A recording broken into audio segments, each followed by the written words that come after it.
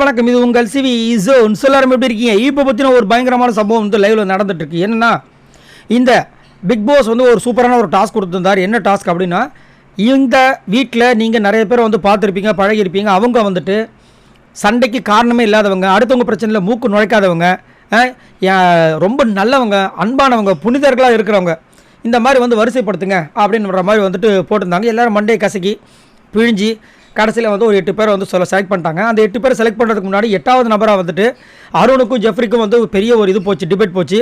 அவங்க 2 பேர் சண்டை போட்டுக்கல. அவங்க யார் வரக்கூடாதுன்றதுக்காக ஆப்போசிட்டில் இருக்கவங்க பேசினாங்க. அதுக்கப்புறம் கடைசியாக வந்துட்டு 8 பேரை வந்து தேர்ந்தெடுத்துட்டாங்க. அதில் ஃபஸ்ட்டு பிளேஸ் வந்து நம்ம ரஞ்சித் சார் கொடுத்தாங்க. ஸோ இதுலேருந்து தெரியுது அவர் எவ்வளோ பெரிய டம்மி மிக்சராக இருந்திருக்கார் அப்படின்ற விஷயங்கள். 2வது வந்து அன்ஷிதா கொடுத்துருக்காங்க. அன்ஷிதா வந்து பாதி மிக்சர்ன்றது நல்லாவே தெரியுது. 3வது சத்யாவை கொடுத்துருக்காங்க.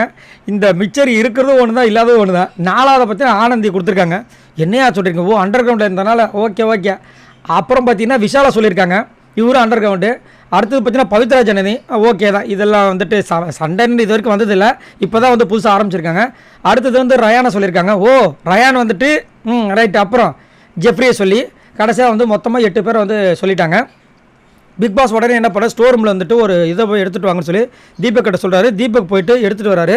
அதை ஒருத்தங்களாக வந்துட்டு அந்த க்ரௌன் வந்துட்டு தலையில் மாட்டுறாங்க. எல்லோரும் ரொம்ப ஹாப்பியாகவும் ஃபீல் பண்ணுறாங்க. இன்னொரு பக்கம் பதவதைப்பாக இருக்குது. ஏன்னா இதுக்கப்புறம் ஒரு பயங்கரமான ஒரு சஸ்பென்ஸ் இருக்குது அப்படின்ற மாதிரி சொல்லியிருக்காங்க. சரி, நீங்கள் உங்களோட கமெண்ட்ஸ் சொல்லுங்கள். உங்களுக்கு இங்கே சஸ்பென்ஸை பார்க்கும்போது என்ன தோணுதுன்றதை சொல்லுங்கள். அது மட்டும் இல்லாமல் இது வந்து எந்த சஸ்பென்ஸ்ன்றது நம்மளுக்கு தெரியும். இது ஏஞ்சல்ஸ் வெர்சஸ் டேமன், அதுக்கு உண்டான விஷயங்கள் தான். ஆனால் பாவம் இந்த குரூப்பு சிக்கி சின்னவனமாக போகிறாங்கிறதுல நல்லாவே தெரியுது. ஏன்னா அந்த பக்கம் டீமன்ஸில் இருக்கவங்கள வந்துட்டு வெளிப்படையாக வந்து அவங்க தான் தேர்ந்தெடுத்தாங்க. ஆமாம், நம்மளால் நிறைய பிரச்சனை வந்திருக்கு, சரி இவங்களே பண்ணுவோன்ட்டு.